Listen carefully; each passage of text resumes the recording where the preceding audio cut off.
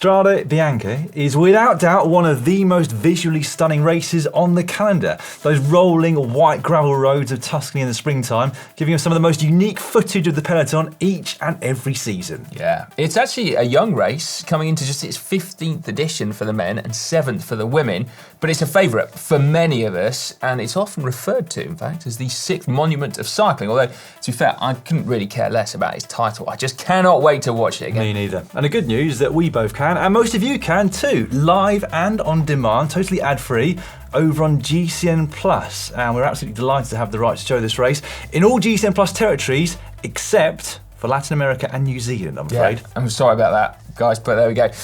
Anyway, coming up, we are going to take a look at the routes, talk about some of the riders, and of course, give the GCN kiss of death to our predicted riders that we think are going to do well.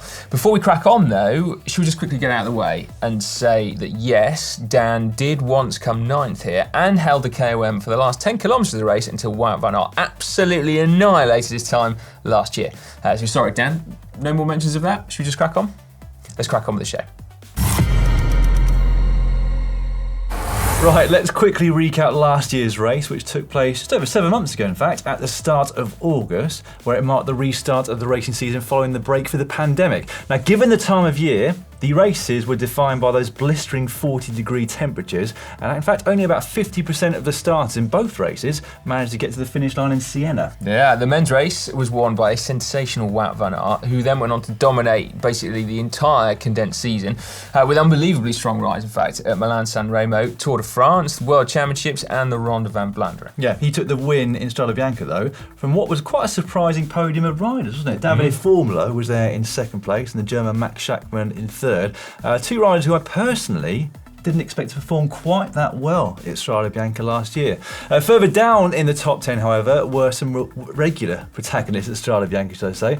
Alberto Bettiol, Jakob Fuglsang, 2015 winner Zdeněk Stybar, and then the Classics veteran Greg Van Avermaet, who's been up there so many times but never won. Yeah, the women's race was an equally nail-biting affair. Spanish rider Mavi Garcia spent almost 50 kilometres on her own at the head of the race, and looked pretty nailed on for a famous solo victory, until, however, the superstar /alien that is Annemiek van Vleuten kicked on from behind in pursuit, catching Garcia with 7Ks to go, and then eventually winning solo in Siena. It was a remarkable ride, wasn't it? Oh yeah. The American Leah Thomas rounded out the podium for the now defunct Equipe Paula car team, with other pre-race favourites Van der Breggen, Borghini, Voss and Uttrup Ludwig finishing in amongst the top 10 on the day. Yeah, we're expecting both of last year's champions to take the start this Saturday to defend their respective crowns, as well as a huge number of pro cycling's biggest stars.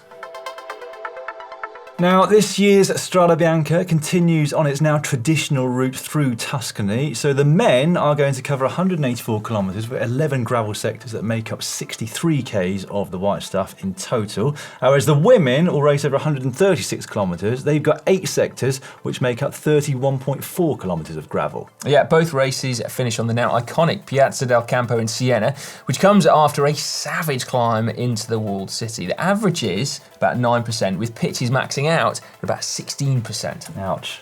In both races, the gravel starts after about 17 Ks. Now, one sector to look out for in particular comes about 68 Ks into the women's race and 111 into the men's, and that is the San Martino in Granaria section. It's one of the longer ones at about 8 kilometres for the men, about 6 Ks for the women, and it's a rolling climb that brings the rise up to about 350 metres above sea level. It does come a fair way from the finish.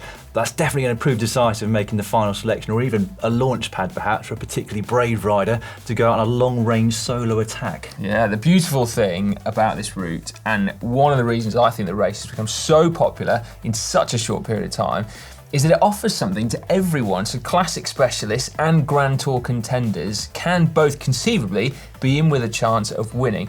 Although, it's got to be said, hasn't it, on the men's side, a pure climber is yet to take the victory. Romain Bardet, Jakob Fuglsang and Davide Formolo have all come close, finishing in the runners-up spot for the last 3 years, but it's always been kind of a classic specialist, a one-day specialist who has taken the victory. Could that change this time?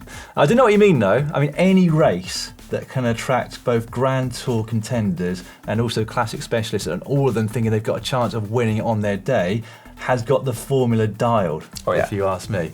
It's really only the pure sprinters, in fact, at Strade Bianche that don't really turn up because they haven't got much of a chance. No, that's right. Now, we've spoken about the excessive temperatures from last year. Pretty unlikely we'll be dealing with 40 degrees centigrade this year, but the weather can definitely play a part in that race. Anyway, the wind can blow hard in this area, as Elliot Viviani, in fact, knows only too well. Yes, if you wonder why we're laughing, this was from a few years ago where he was waiting on the side of the road for a spare wheel for so long that he threw his punctured wheel down in disgust, didn't he? Except the wind then took it and it sailed down the hill, and he decided to run off in pursuit of the punctured wheel just in case he got in trouble with his team.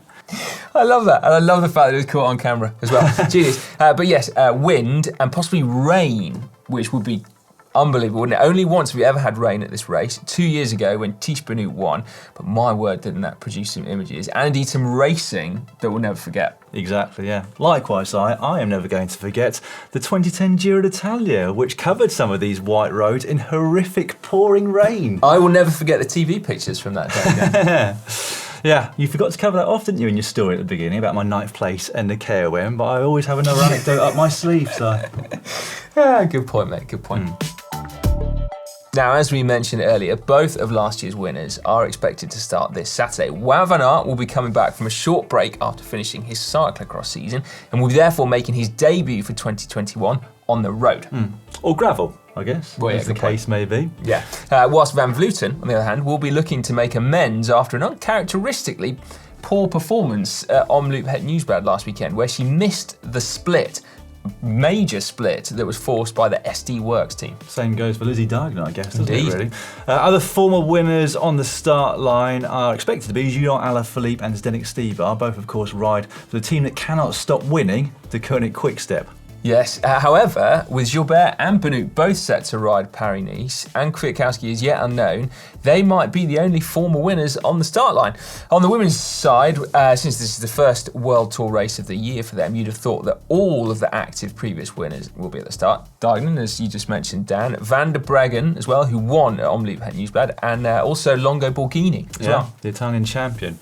Now, there are a number of riders we expect to see at this race that haven't won it before, but have come pretty close. I'm talking about guys like Jakob Fuglsang, Greg van Avermaet, and Alberto Bettiol. And then in the women's race, we should see Bavi Garcia, Chantal Vandenbroek Black, should I say, Marina Vos, Ashley Pasio, and Kasia Niewiadoma. I think we should give a little extra shout out to Kasia Niewiadoma, shouldn't we? Because I think she's been the most consistent rider at this race since it started. She finished 6th in the first edition of the women's race in 2015. Then she's had 3 runners-up places, 2016, 2017, and 2018. Then a 3rd place in 2019. She didn't actually manage to finish last year, but I think given the ridiculously hot conditions, certainly irregular for the race, that's kind of understandable, but she must be absolutely chomping at the bit to get on that top step of the podium. Although I don't think she'll be starting this race as a top favourite, she's definitely one to watch, isn't she? You'd feel sorry for her if she never won Strade Bianche by the end of her career, wouldn't you, given the consistency that she's shown. Now, another rider who I can't believe we are only just mentioning is none other than Mathieu van der Poel, is how I've heard you've had to say it in Dutch. Now, this is a race that does look tailor-made for him, given that it's a 180-kilometre mix between a hilly Ardennes race, a cobbled classics, and a cyclocross race. Yeah, it would appear to suit him down to the ground, wouldn't it? Although, in his only previous participation last year, in fact, he finished a frankly disappointing 15th place, 10 minutes behind arch nemesis Wout van Aert. Yeah, but as we said with Niewiadoma, last year's race results aren't perhaps the best indicator of how some riders can perform here, and given his recent win at the UAE Tour, coupled with his dominant cyclocross season and an 80-kilometre long attack at Kuurne-Brussels-Kuurne, I think he'll be lining up as favourite.